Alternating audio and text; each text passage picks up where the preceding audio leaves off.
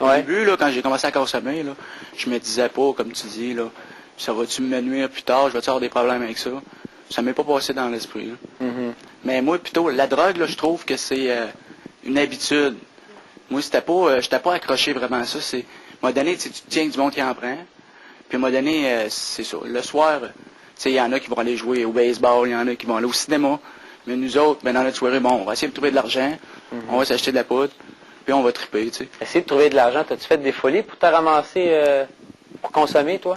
Moi, non, mais j'en connais qui n'ont fait pas mal, par exemple. Ouais, vendre leurs affaires, là, système de son, puis... Ouais. Vas-y, Eve-Marie. J'ai eu...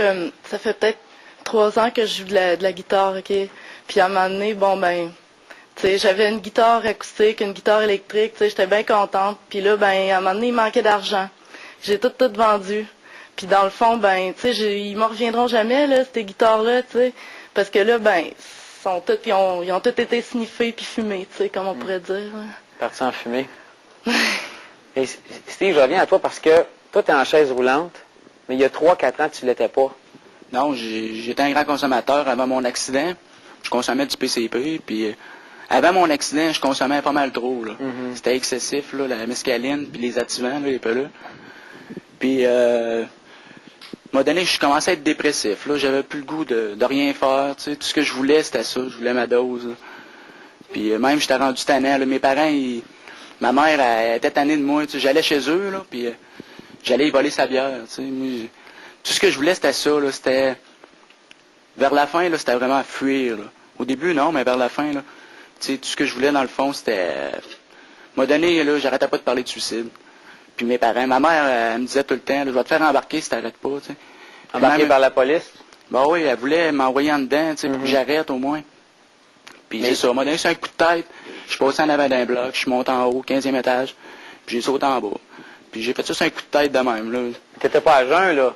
Non, j'étais pas à jeun. Les 3 dernières semaines avant mon accident, je m'en souviens plus.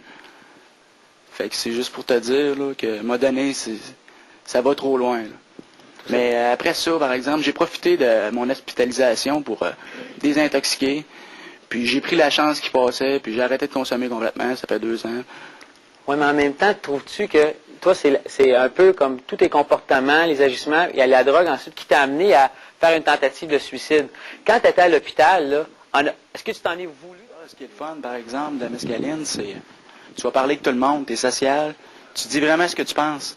Tu sais, tu vas dire à quelqu'un je t'aime, tu sais, puis on dirait qu'il n'y a rien là, puis tu vas voir quelqu'un que tu vois peut-être une fois dans ta vie, puis salut mon chum, tu sais, toi, on se voit souvent, puis tu sais.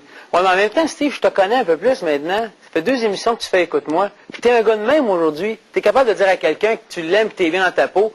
Donc, dans le fond, tu es capable de le faire. Tu n'avais pas besoin de la drogue pour le faire. Oui, je sais, là, mais en tout cas. Oui, mais maintenant, ça prend quelque chose. Justement, c'est parce que tu n'as pas le guts de parler. C'est un bon point, Marie. La différence entre consommer et surconsommer.